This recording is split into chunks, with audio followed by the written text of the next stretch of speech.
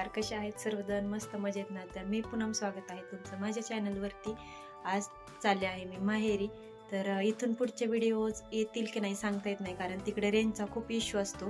त्यामुळे 1-2 ते 3 दिवस ब्लॉग पडतील नाही पडतील याची शाश्वती नाही, परंतु मी तिकडून आल्यानंतर माझे ब्लॉग नक्की कंटिन्यू पडतील। तोपर्यंत आपले शॉर्ट एन्जॉय करा। चला, मी निघाले आहे माहेरी। मी भाऊबीजेला माहेरी जात नाही, कारण दिवाळीनंतर 15 ते 20 दिवसांनी आमच्या गावची यात्रा असते, मग मी त्यावेळीच जात असते। तर आज मला वैभव सोडायला आलेले आहेत आणि ही आहे आमच्या गावची नदी, ही भीमा नदी आहे। खूप असं पाणी होतं नदीला आणि नदीवर जलपर्णी होती। त्यानंतर गावामध्ये एंट्री झाली। खूप छान असं सुंदर टुमटुमीत गाव आहे आमचं।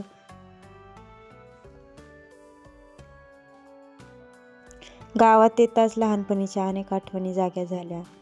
जेव्हा आम्ही प्राथमिक शाळेत होतो तेव्हा पायी शाळेत जायचो, आणि मग आम्ही कसे सगळे ग्रुपने शाळेत रमत गमत जायचो। परत शाळा सुटल्यानंतर कसे घरी यायचो, हे सर्व आठवणी लगे डोळ्यासमोर उभ्या राहिल्या।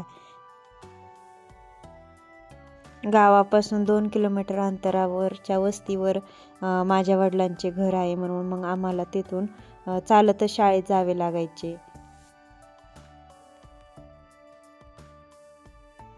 हे पहा, आलो आहोत आम्ही घरी।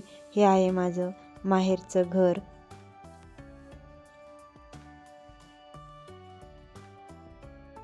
तर ही आहे माझी आई।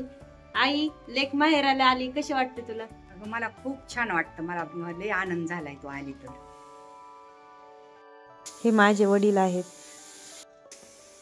हा आहे घराभोवतीचा परिसर। इथे जांभळीचे मोठे झाड आहे, आणि हा आजूबाजूचा परिसर आंब्याची 1-2 झाडे आहेत, ती छान अशी मोठी झालेली आहेत। आता खूप छान हिरवळ आहे, त्यामुळे छान असे प्रसन्न वातावरण होते।